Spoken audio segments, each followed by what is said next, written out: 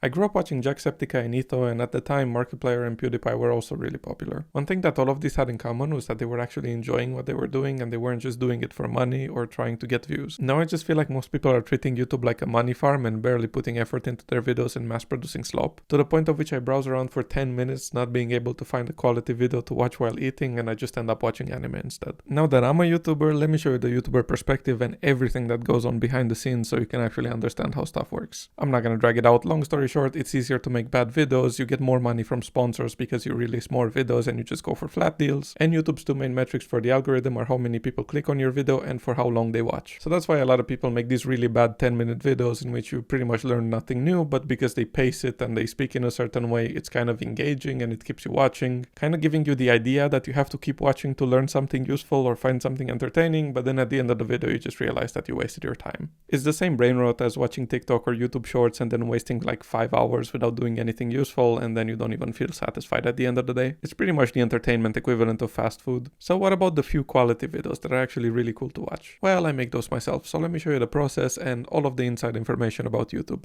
First off, let's talk about how YouTubers get paid. So first you have YouTube money, which comes from AdSense. You get money from those ads, but there's a lot of variables that come into play. Generally, for my videos, I have around $6 CPM. This means that my videos generate $6 for every 1,000 views. YouTube takes most of those, leaving me with around 1.5 per 1k views. This means that if a video gets a million views, I'm gonna get 1.5k from it. And then there's all sorts of withholding rates and taxes and all of that. So from 1 million views, which would generate 6.5k, I'd get about 800 of those. So because of that, channels that aren't completely huge usually rely on sponsors. Sponsors don't usually work with influencers directly, so most of the time they use an agency as a middleman, which take a modest 20% of the influencer's money. Basically, they find influencers for companies and then they do a bit of paperwork and communication. Usually they want the ad to be placed in the first 4 minutes of the video because that's before most people leave. In this case, it kind of sucks for me because I don't really like this section that much and I would have rather started with one of these chapters, but that would have ruined the flow of the video.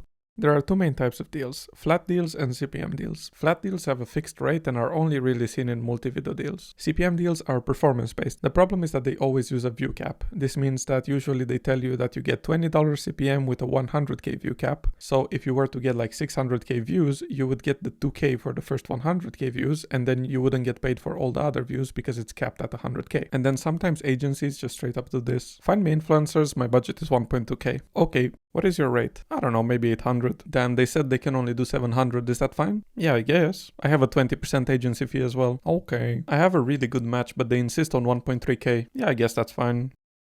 This video took me 3 weeks to make, but at least I'm gonna get a decent amount of money out of it. Hey, here you go. I did use an exploitative contract, so I could just terminate without payment and keep all the money. I guess I'll pay out this time, why not? Here's your 560, and keep in mind you can never talk to that company again because you signed an exclusivity contract, so you can only negotiate through me. See ya. Woohoo, $500. Nah, but for They can also do this for CPM deals by lying about the CPM or the cap. Some of them are straight up scams, don't pay people, or have really sketchy contracts. After you finish the deal, they send you a content brief containing what they want you to cover in the video and ask you to write a script using your own words. Sometimes they also give you the product for free if it's paid. Then you send them the script for review and also the ad segment afterwards, and they either ask for changes or approve it. After that, you write their message in your description and pinned comment and you're done. And now it's time for the ad segment. The main problem with AI coding agents is that most of them lack contextual understanding and just make bad decisions. Sometimes it's more annoying to implement their code than writing yours from scratch, which defeats the purpose. Tracer was built to deliver high-quality code in complex environments. It understands your request, breaks it down into smaller phases, and drafts a clear step-by-step plan that's aligned with your codebase. Then it lets you pick whichever coding agent you want for the task. Once the code is generated, Tracer automatically verifies it against the plan, flags any issues, and sends fixes back to the agent when needed. This gives devs full control over integration, corrects AI mistakes before they spread, and makes code merging way easier, which is why full-time devs trust Tracer in production. And if you want full automation, YOLO Mode will plan, execute, verify, and integrate for you. This isn't a beginner vibe coding agent. Teams and senior engineers use Tracer to get high quality, verifiable code that plugs straight into the codebase. Less drift, fewer surprises, production ready by default. That's Tracer. So if you're interested in trying Tracer and making your work more efficient and convenient, you can check it out at the link in the description. If you want to check it out before buying it, they also have a free trial currently. Dealing with sponsors, agencies, and paperwork takes more time than making the videos themselves and is the worst part of being a YouTuber. But it also makes up almost all of the income. The original sponsor for this video was supposed to be War Thunder, but they didn't want me showing their content briefs and stuff, which is so stupid, but whatever. Views and view caps can be really annoying as well, because if I want to make a really cool video for a smaller community, it's just not gonna do well by default. But then if I make a video for a bigger community, even if the video is kinda mid, it gets a lot more views just because the community is much bigger. So this kinda sucks because I'm forced to lose money or make content that I don't like. Like, I was really happy with this also project, but I'm gonna lose a lot of money because it has a 220k view cap that I'm not gonna hit.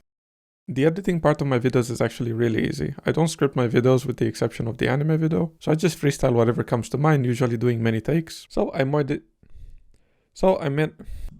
I found the pig and slapped the name tag on him, and now he's Bobber. Normally, I press record in Premiere and then cut out the pauses and add some visuals at the end. In videos like this one, because I use a lot of short videos instead of pictures, it takes me about 5 to 10 minutes to make a small project and then record it just for a 2-second clip. But usually I do simpler visuals. By far the most annoying and draining part of all of this is doing the voiceovers, because I need to do them first because everything else builds on top of them. I also need to sound in a specific way, because if my voice sounds weird, I can't do the voiceover and then I can't do any of the other editing because of it. This includes recording after I ate, after I woke up, if I'm sick, or if I have a stuffy nose, I just can't sound normal. Then there's also the energy and the mood. I need to sound excited and have enough energy to be able to speak clearly, which it might not sound like I'm doing that, but at least I'm trying. Normally when I have no energy, I speak like this, so it's very hard to understand what I'm saying. And sometimes I just don't have that energy. When it comes to my setup, I built a high-end PC recently just for this, and I got a 2K monitor, and now I record at max settings. And this is my audio setup in my cam. If you're interested in the PC upgrade, I'll make a whole video for it after this one. When it comes to the content itself, I try to be original and not repeat content or make things that are already well made by others. My main goal is to make good videos to the point where I can look back at them with pride. I want to see one of my old videos and think, oh yeah, that was a really cool project. But now it's time to get to the most important part of the video.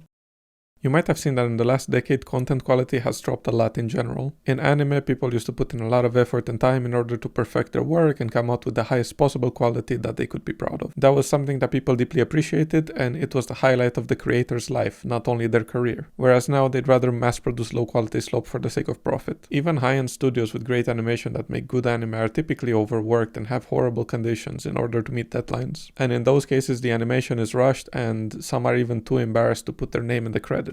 This also happens in blockbuster movies where they have horrible writing and quality, but because people are familiar with the actors or the franchise, they tend to watch them regardless. You can even see it in content for kids. I grew up watching Disney and Pixar movies like WALL-E, Finding Nemo, Ratatouille, and now this is the shit that kids watch. In games, the quality has also dropped a lot, where developers refuse to optimize games and some of them are running on 50 FPS on the highest end computers available. That's because graphics and trailers sell and optimization doesn't, even though it's the main part of a user's experience. Everything is made for profit, and so are YouTube videos. Most of the ones that I see are low effort and low quality, trying to farm views without even having anything of value. I think a video should be entertaining or useful. And if it is useful, like a tutorial, then the YouTuber has an obligation to make everything concise and well presented so that the viewer doesn't waste time or get bored. I respect my viewers' times and I optimize my videos down to the second. And then there's the videos that are made for entertainment, where the conditions are a bit different. A low effort video can still be useful and appreciated, and you can see this in Louis Rossman's channel, where most of the time he just talks into a camera with minimal editing, planning, or production, but people still like it. Another thing people don't really consider is how long it takes to make a video. You have really great series like Uber Danger's first time playing World of Warcraft Classic and reviewing it, or pretty much any settled series on RuneScape. They find a cool new interesting idea that hasn't been done before and spend thousands of hours recording their gameplay, and then they compress it down into a few hours of video and add entertaining editing on top of that for a great adventure style video. And then there's engineering channels like Stuff Made Here, which spend a few months or years on a project. That is what I consider high quality content. So let's look at my upcoming Skyblock video. I spent 3 weeks playing the game and programming, and I took that content and made about 15 minutes of gameplay. The project turned out pretty cool and I think it's gonna be a good video, but I could have easily taken the same gameplay and stretched it out to about 3 episodes. By doing 3 episodes instead of 1, I would have made at least 6k extra on top of everything. And I'm not that rich, so that's a lot of money for me. But the sense of quality and entertainment in these sorts of adventure style progression videos actually come from having a lot of content in a short amount of time and then making lots of jokes or presenting it in an entertaining way. If I were to split it in multiple episodes, I would just drag them out too much to the point where they would be less entertaining. The amount of time and effort that goes into people's videos doesn't usually get appreciated. It's actually the flashy editing that usually gets recognized. But I rarely see somebody going, oh, this guy probably spent 400 hours playing this game for this 10-minute video. That's actually very impressive.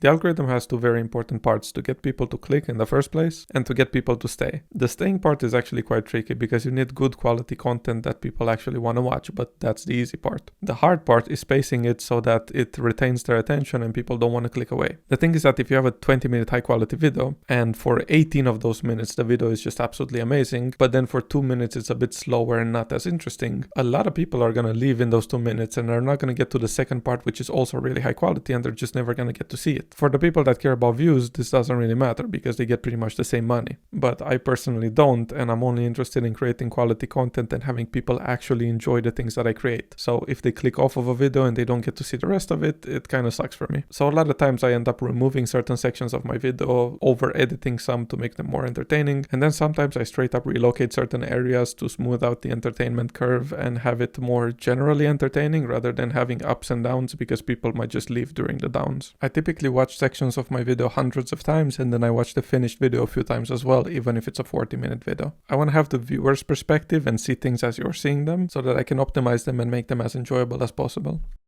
I quit my job for YouTube even though my channel was really small at the time. It only had a few thousand viewers and I wasn't getting any money from it. I saw that it was growing pretty fast and I recognized the opportunity, so I just quit everything and put it all on the line for YouTube, even though it didn't make any sense. I always hated working jobs and I pretty much quit every single one after a few months. I hated the people and the rules and waking up at a specific time, and just nothing was compatible with my personality and mental issues. I had the opportunity to go to a really good university and scale my income and secure my future, but I knew that that wouldn't make me happy, so I just threw it all away and put everything on YouTube. And then even on my channel I took a lot of risks. I started diversifying my content from cybersecurity because I had no more to say on the topic and I didn't want to just create hundreds of videos of slop just to waste people's times like most cyber YouTubers do. So then I made different content, and I took a risk with this anime video that took me a month to make. It was the hardest video I ever made and it completely flopped. And after that it would make sense to create garbage cyber slop and just farm some views and money, but I chose not to. I took another big risk and I started making gaming content, even though my audience told me that they weren't really interested, and it completely took off and I doubled my audience very quickly. I would say that the difficulty of YouTube is not even comparable to a job. It's more like a startup. You have to put in so many hours every single day and you never get a break, and you're kind of building your own business. That's how I feel with my channel. Usually after I finish a video I get contacted by sponsor deals, and usually they want them to be done in the same month or the next month after the video's out. So this means that after I work really hard on a batch of videos, right as I'm about to be done and get a break, I have to start all over again. It is very draining and time consuming, especially because of how much creativity is required. It's not as easy as just doing a technical job. So there's a lot of burnout that comes into play as well. It's much more difficult to create something from scratch every single time rather than to just work on something that already exists.